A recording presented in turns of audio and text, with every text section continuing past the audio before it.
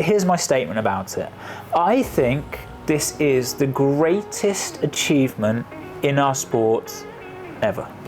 I remember watching every event I've watched with Tia, I've just been like, this is incredible. And you know what? Fucking hell, is she back. Like, yeah, I think if you add, like, let's say we kind of hope Mal comes back into that mix, then you've got Tia, Laura, Mal and Emma. This kind of like, all have podiumed before, but one of them is not going to be on the podium. And why don't we have more of this?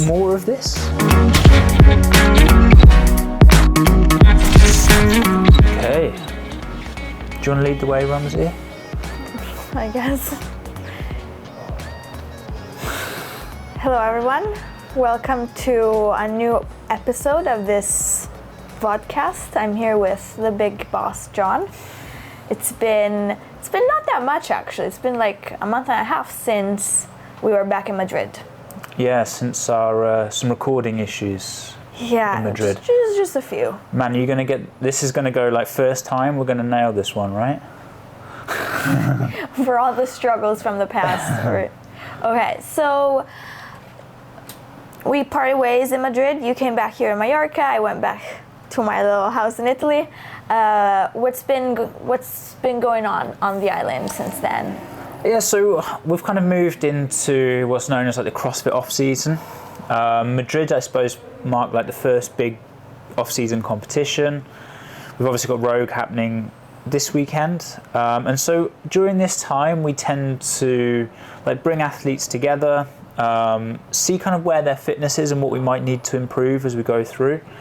We've now got like, I don't know, in around 6 months, maybe a bit more until kind of the real season begins. And that gives us a good opportunity to be like, okay, where is the athlete? Do they need to work on their strength? They need to work on their conditioning or whatever it may be. And we've now can plan out that window. So we've had like a few athletes come over. Most recently we had Colin from Switzerland, fittest in Switzerland.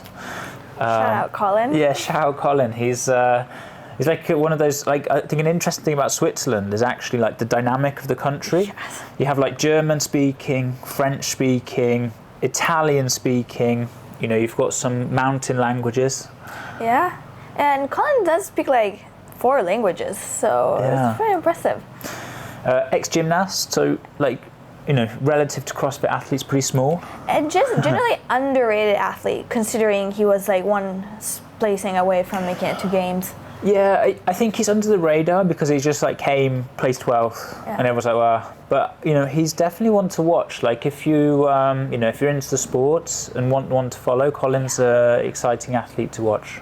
Yeah, he's super chill. Probably that's one of the other reasons people kind of look past him, but pay attention. Yeah, so we had Colin over, and then we had a few athletes here and there dotted about. So what we tend to do, we're in one of the new rooms in C23 right now, but it's such a famous gym on the island, so we tend to bring over certain athletes through the year, just kind of, have them jump in with other athletes, have us be able to do some testing on them.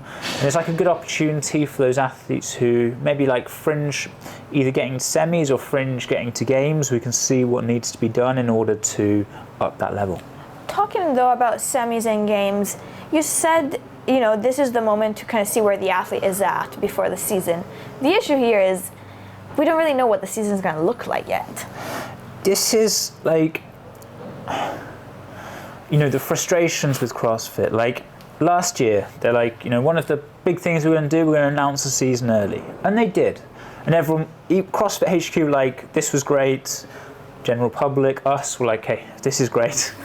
And then this year, they're like, we're basically November now. We're recording this on a Sunday morning, but we're about to tick into November, and we have no idea, apart from the games, what this season is. We don't know if there's an open. We don't know if there are quarterfinals, semi-finals. We have no idea. Yeah, I think for most of the people following CrossFit, they don't give that much attention to this part, but it is actually very crucial for someone who's looking at semis or games to know if semis are actually happening, or how do you get there, or how do you get to games.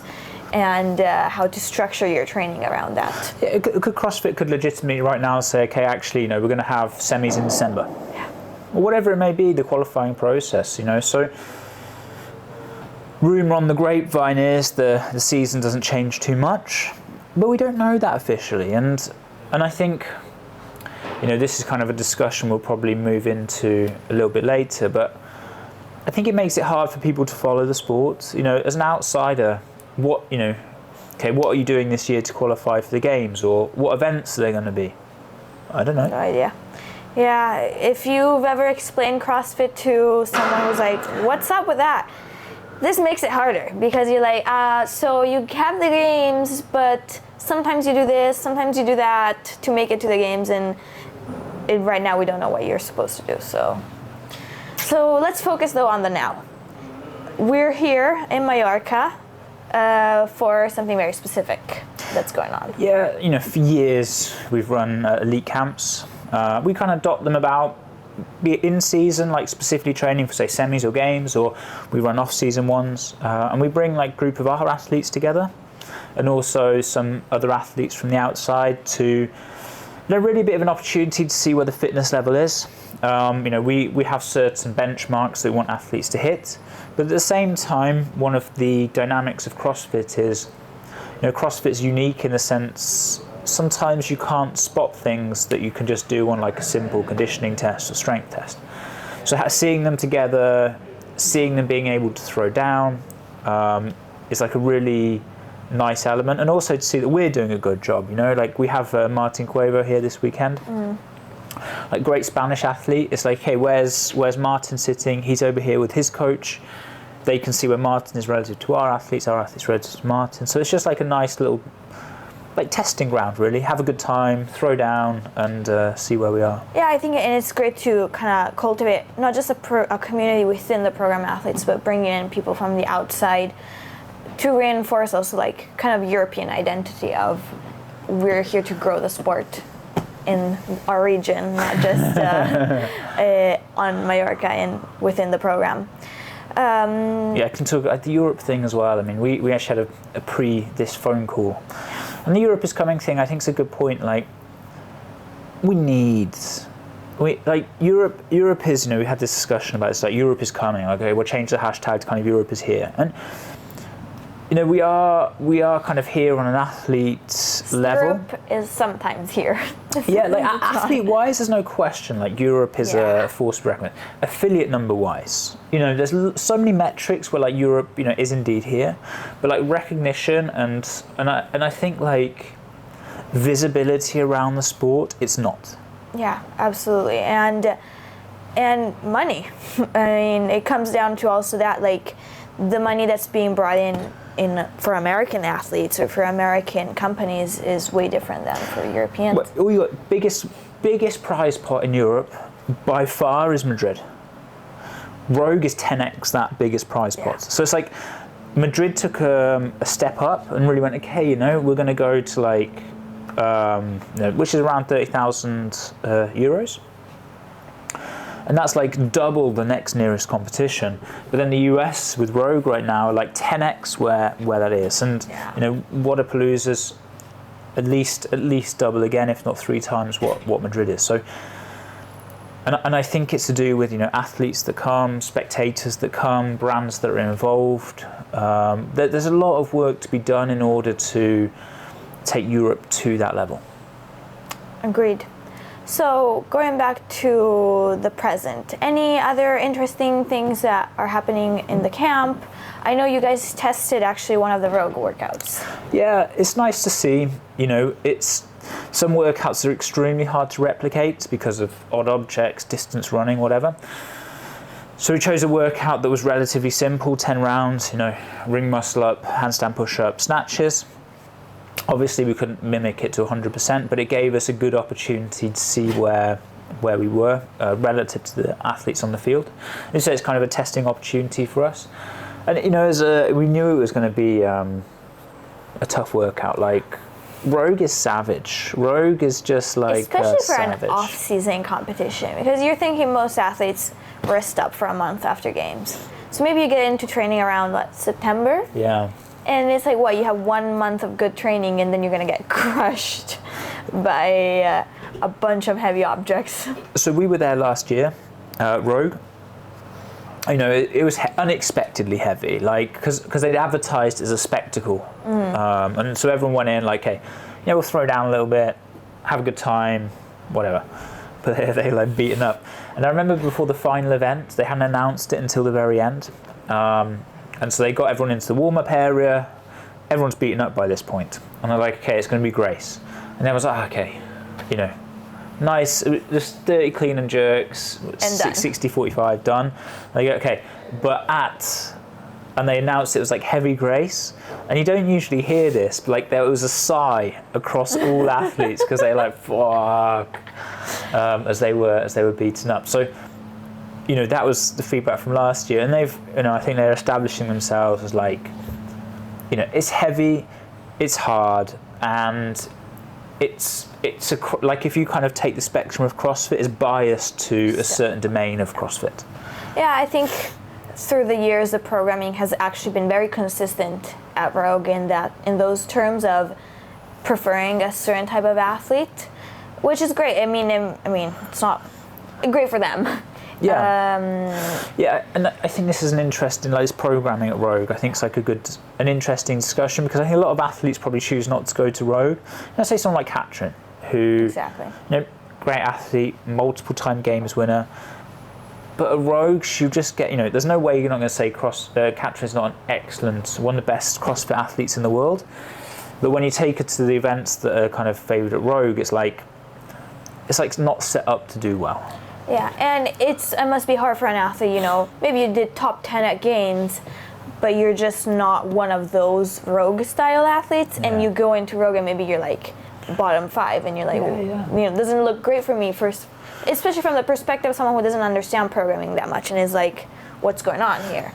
Yeah, you know, and I think there's so many examples through Rogue. It's like you've got this run, but then actually you load it up with 45 and 35 kilos. So it's like, okay, well, you take away just good runners and you go, okay, well, you need to be super strong, especially for a female. Like carrying 35 kilos, for a lot of them, it's close, not exactly, but close to half their body weight that they're running for that first mile. Let's talk about who came on top on this run, because there's been an unescapable debate leading up to Rogue Invitational. Like, I think people are sick of me messaging, like, wow, or incredible. But I think it's hard to express. You can't escape the insanity of it. I am just, like, so impressed. And here's my statement about it. I think this is the greatest achievement in our sport ever. Yeah, I mean, I will say something, and this might be not controversial, but put it out there, Rumsey. Put it out there. Toomey doesn't get half the recognition that Matt Fraser gets, but I think what she's done is way more impressive. I think now it will. Yeah. I think, like, because they kind of had their era together, Tia and Matt, and I think Matt's persona was more popular because it was like he was a bit old school. You didn't really know much about him, and he was just cool. He really changed the dynamic of the sport. But like Fraser's time is done, and Tia, you know, everyone thought, okay, Tia's just kind of finishing out the legacy of the two. She has a baby. 5 months later, she comes back, and not just, you know, first events. Rogue comes out and takes like her 12th win at Rogue. It's just insane. Yeah, and I think it gets better to watch her out on the floor every time. Like, I'm generally excited when she's like hyped up. I remember watching every event I've watched with Tia, I've just been like, this is incredible. You know, every event, like the deadlift we just watched, the fact that, you know, in the ring muscle at one, she made 20 of the best athletes in the world look like amateurs. Yes. She basically lapped second place on that workout. She had around 90 seconds to 2 minutes to just like compete against the best in the world. And you know, it must suck to be the other 19 girls in that moment, because you're like, this woman had a baby like 2 days ago, and she's here crushing me. And it is hard. Like for Laura, you know, she legitimately came fittest on earth. She's an incredible athlete. It's like Tia's just come along like 2 months after the games and gone like, actually, you know, I'm back. Yeah, wait a second here. I'm back. And you know what? Fucking hell, is she back? Like, it's just incredible to see. Yeah, and this actually sets us up, whenever we will find out about the season, to look at games. And I think on the women's side, this is going to be the most exciting games we've had in a long time. Yeah, I think if you add, like, let's say we kind of hope Mal comes back into that mix. Yeah. Then you've got Tia, Laura, Mal, and Emma.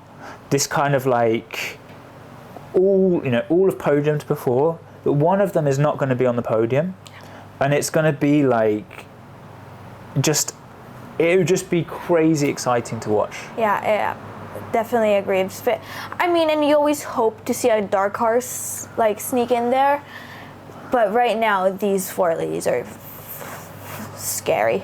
They are, and I think they up the level of the sport. It's like Tia needs to be better to reach her potential because of Laura. Laura needs to be better because of Tia. And you know, you've got this, like, you know, they are getting older now. Like Tia, Laura. I mean, Tia's in around 30. Laura's coming into late 20s, and then you've got the new generation of Mal and Emma who are like basically under 20. And so you've got this age gap, this new generation kind of competing with the previous legends of sport. And I think it could be a really exciting era. And I would say that, like, this year, if that happens, the female is going to be way more exciting than the male. Before we touch on the guys, it's also very interesting for a lot of sports on the female side. Once you kind of age out of that competitive group or the expected competitive group, you're done. What Tia and Laura are doing, moving on to the older, like, age group, kind of like what Sam Briggs did, is very impressive in showcasing that you can still be highly competitive, and that experience brings a different edge. Yeah, very much. So it's been really exciting, and I think this, you know, segues. I'm not usually very good at segue. I'm mainly better at rambling, but it segues into a very interesting discussion about the season. It's been pretty boring in CrossFit world. Right? Not too much has happened.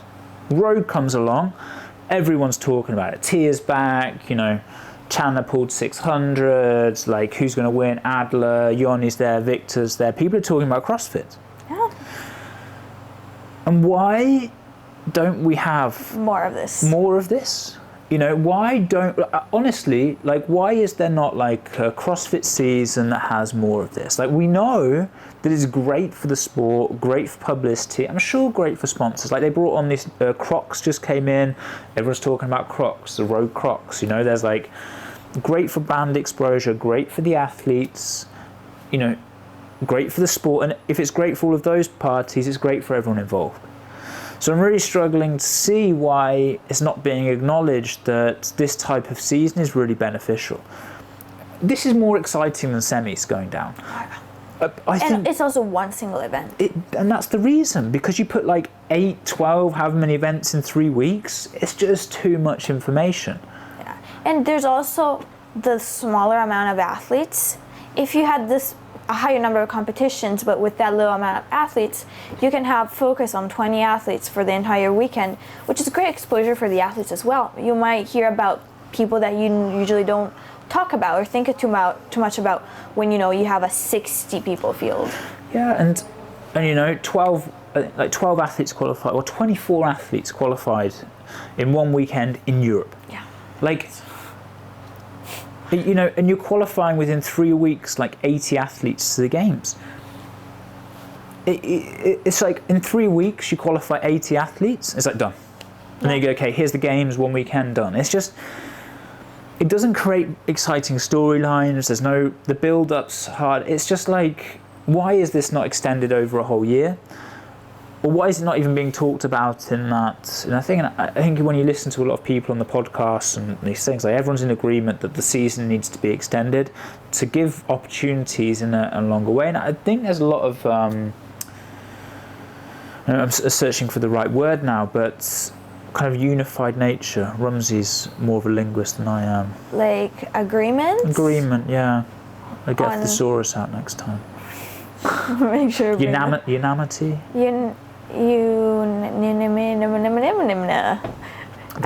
That word. Unanimous. On this topic, you mean on the season structure, yeah. Yeah, and I think also from an athlete standpoint of like longevity, the off season is not that much of an off season because you, as a competitive athlete, you still want to be present at a few of these competitions. But if you had them extended through the year, it'd be easier to pick and choose and give you the time to actually take off, rest, and recover, and be fitter and better and stronger for the next year. Yeah. So before we move on, let's look at the guys very quickly. I will say I was. There were guys competing? Apparently, this is what I've been told. It's quite funny. It's a much. Well, Vellner's probably going to take the win. He's got quite a bit of an advantage now. Yeah, he came out. It's so weird. Like I said, Sunday morning, he's got a 90 points lead. And I think it's important to note that he didn't really win any events, but he was very consistent. Like a lot of top 5 finishes, which is very different than maybe not very, but this pays off a lot more in Rogue than say games. Yeah. So this is kind of like in the nuances of the sport, the scoring system matters. And we use this example, jumping back to the females, like Alex Kazan, where she can obviously win events. Like she's won 2 events, which at Rogue is phenomenal, but she's only in 5th place. If they change the scoring system, like at games or semis, where they have this bias towards winning, that really suits an athlete like Alex Kazan. And so in the current scoring, consistency is more rewarded than winning. And so therefore these kind of athletes like Alex Kazan, who's okay at some stuff but then stand out at others, really benefits from a winning weighted scoring system. And going back, I think it's kind of sad. The guys had, going in at least day 1 and 2, a much more varied competition in terms of who could take the win, but we're not really paying attention to them right now. No, and I think this is why the sport, Tia is great for the sport. Matt is, if Matt came back, it'd be incredible to watch. And it's you see it in all other sports, like with golf, for example. Who wants to go watch Tiger Woods play? Well, everyone, because he was so dominant. It's just like these personalities of the sport. I actually think it's better to have a dominant athlete because it creates a consistent, interesting storyline throughout. I mean, look at Michael Jordan. I'm not that big of a basketball fan, but I think his dominance is what established the brand and actually skyrocketed basketball to something that is way more profitable now. Messi, we've just seen it after, Messi has basically transformed the largest sports market in the world through one person and through his name. And I think that these athletes like Tia, like Fraser, like Froning, like Annie back in the day, elevated the level of the sport because they're personalities that you can follow and connect with. And the trouble with the constant interchanging, it's a lot harder to connect because no one's memorable. Well, you don't know really what to watch, and that's why the dominance is in. That's why Fraser, I think, elevated the sport because he became a personality that the question is Fraser going to win? And that's what becomes exciting to watch. You really have to know the sport to be hey, Vellner's here, Adler's here, Krenikov's here. You have to have a lot deeper level of understanding relative to a general public, where it's you can identify with these 1 or 2 key characters. Yeah. If you're a CrossFit nerd, you probably want more diversity in who's winning. It's, in a certain sense, it gets boring to have the same person on top all the time, but it's definitely so much better for someone who's a recreational fan. So yeah, the guys are doing their guys stuff. I will say I was really impressed with Chandler Smith's deadlift. And he was what he did, did some weird gesture at the end, so cold, incredible. I was yeah. Yeah, Chandler's, he's been around for so many years in the sport. It'd be nice to see, he doesn't typically do well at games, but then smashes it at Rogue. Because of the style of athlete that he is and the style of Rogue programming. But I do think this kind of like diversity in the sport is also another interesting topic. Like, I think having athletes such as Chandler, like, kind of diversifying the sports is really important and helps like kind of the sport grow into other areas as well. When it comes to the guys, since we mentioned a bit of more like European athletes, Europe is coming, Europe is here. Who's repping Europe this year on the guys' side? Yeah, so Jonny took an unfortunate injury at the start. He's always consistent and thereabouts. And even injured, he didn't place last. Yeah, poor. It probably wasn't the start that Victor wanted. Being beaten by Jonny, who. I mean, I'm sorry, but the video where he's just rolling on the ground is pretty savage. Yeah, so it probably was not the start that another European athlete Victor wanted.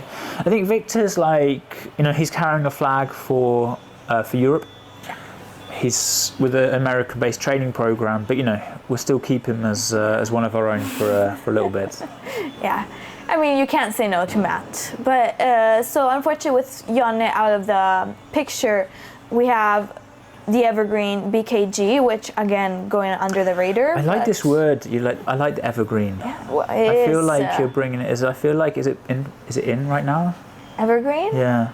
I don't know. I'm just spending all my time reading right now. So I see.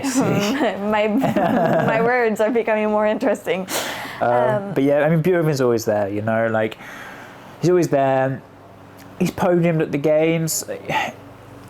He's getting a bit older now, but we always gave him the title of Mr. Consistency. Like, he's there, he's in the mix, not really pushing for podium at the moment. Yeah, and then we have two more guys. One is Games rookie, Jelle Hoste. Yeah. And I mentioned I wasn't expecting him to do so well because he's more of an endurance athlete in my mind, but he is, as you've noted. He's a big dude. He's a big guy. Yeah, so Jelle had the fuck up last year with like submitting the open score, so we didn't see him. But he's obviously there in shape, and I think Jelle's probably one of those athletes that needs, if we take like kind of the semi-typical programming, he needs a bit of luck in that programming. But when he gets to the main stage, like Fikowski, he can do very well because he's like, you put him on a run or whatever it may be, he's excellent. His gymnastics, his top end strength is probably lacking, but he can win events, and so that's like really exciting. And he has done extremely well. And I think the games completely showed that. Like, he was really able to excel in certain events at the games. Definitely, and it's good to see new, fresh faces in the sport. So we have him, we have, as you mentioned, Victor, which I'm gonna pull up a video right now because Jelle took, I think, 5th place on the duel, but was not as interesting to watch, perhaps, as this.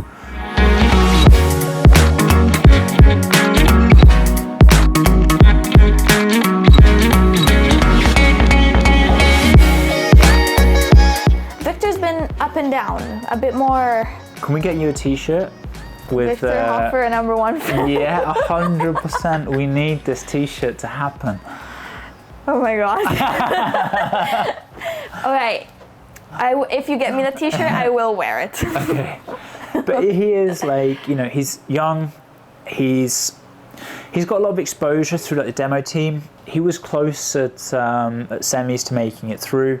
So he's like one of the young fringe European athletes that could kind of jump onto that main stage. And so I think he carries a lot of like a lot of Europe within CrossFit are kind of hoping he can make that jump. Yeah, I think the other thing that brought so much exposure to him is Fraser snatched him up as soon as he... Yeah, we were actually talking about this yesterday. There's like a lot of small things. He made it to demo team. He's been close. He's really good at gymnastics, like best in the world, arguably at certain gymnastic things, and so that gets exposure. Like he's ex-gymnast, and so there's a lot of positives. And then going on to hard work pays off, like kind of under Fraser is also a big thing. Yeah, it's interesting to see how he'll do in a similar way. Different storyline, but he's following Mal's footsteps, as in very young. Pressure now, expectation to do well, Mal had a very successful moment, but the more successful she got, the more pressure was put on her. So yeah, and I think that's been a bit of a sad story for the youth of the sport last year. Hayley Mao were like two notable pullouts from the season because of no other reason than external pressure. And so I think nurturing the development, another good segue, of the next generation is something that's really important. Yeah, and I think you've always done a great job at this. This is how we actually met, through a CrossFit teen athlete camp. Way too many moons ago. Yeah, it makes me feel old.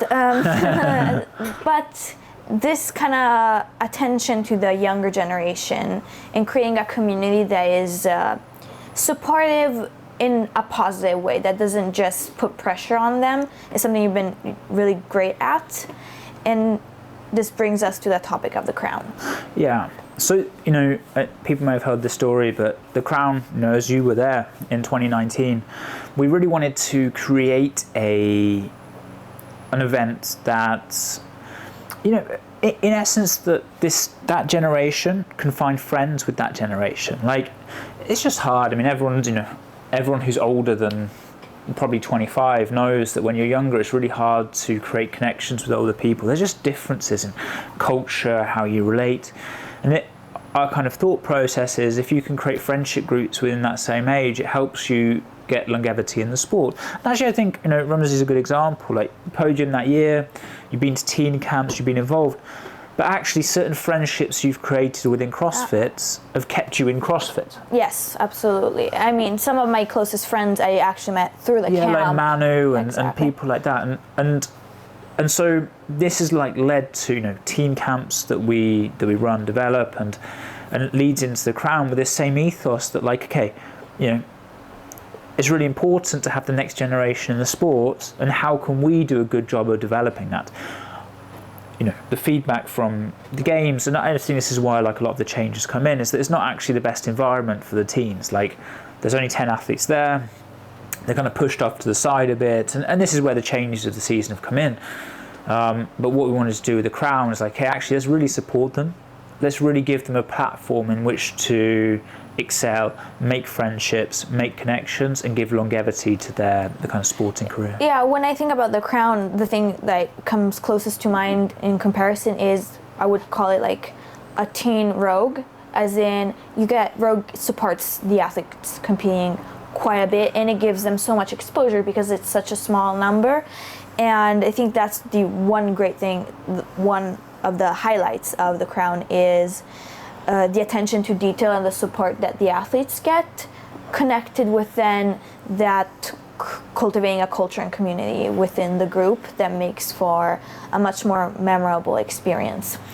Yeah, and that's what we wanted to achieve, is that you come, you have a great time, make some friendships, and the competition's secondary in some ways to that experience.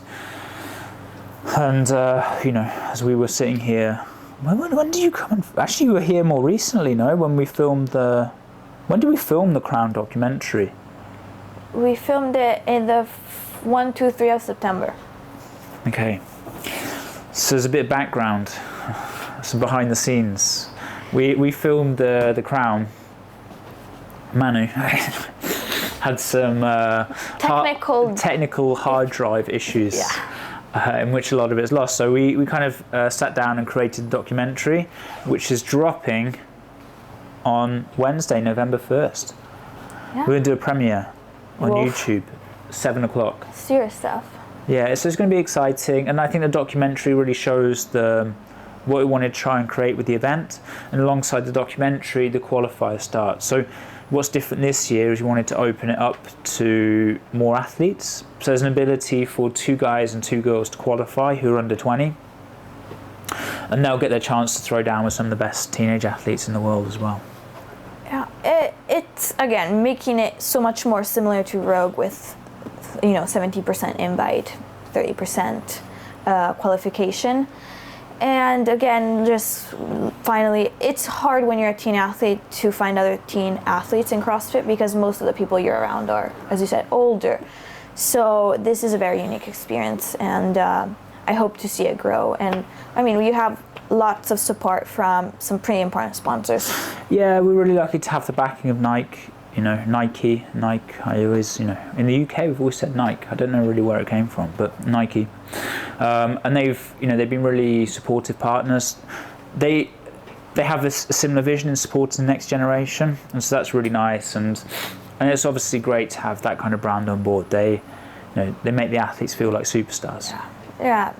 So this is happening in November. We're dropping the documentary. Qualifiers are starting up. If you're a teen athlete under 20. Under 20. Sign up. You don't want to miss this. Yeah, it's going to be a great opportunity. And anyone from the everything's covered. You get expenses for flights, accommodation. So if you win or if you qualify through the qualifier, everything is covered. We'll take care of you. John will take care of you. And then we move on to December before we have our Christmas break. Next big, off-season event. Yeah, I'm gonna shout out to Dubai. They're the OGs of the off-season events. When Dubai first came around, they put up this crazy prize money, which was $50,000, and it was wow in the CrossFit world for an off-season to do this. And they've been around for lots of years. And so it's always an exciting competition to go back to. This year, Moritz will be there. I'll also be kind of competition coach Jacqueline as well there.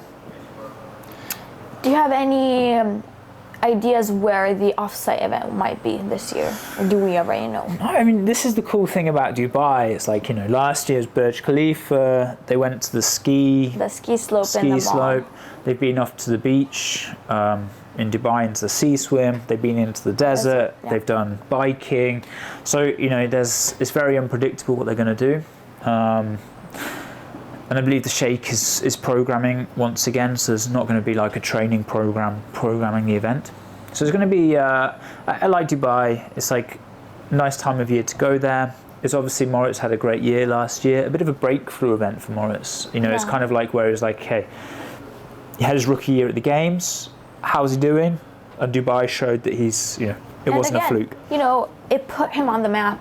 Again, going back to that season structure, having smaller events, but throughout the year, it really allows you to focus on these athletes who might fly under the radar when you're on a field of 40 or 50 people. Yeah, 100%. And if these could be integrated into the official season some way, I mean, I think it would even make it more exciting. Let's say, Tia and Laura punch their ticket to the games this weekend or whatever it may be, and third place. Then it's actually, the next athlete's going through. Who's that going to be? Yeah. And these storylines and this interest and this consistency, I think is really what the sport needs to keep something happening consistently. We're basically waiting. We don't even know what the season structure is, as we mentioned at the start. It leaves way too big a dead gap in the year. So yeah, very excited to see what's gonna happen in Dubai. Any closing words before? No.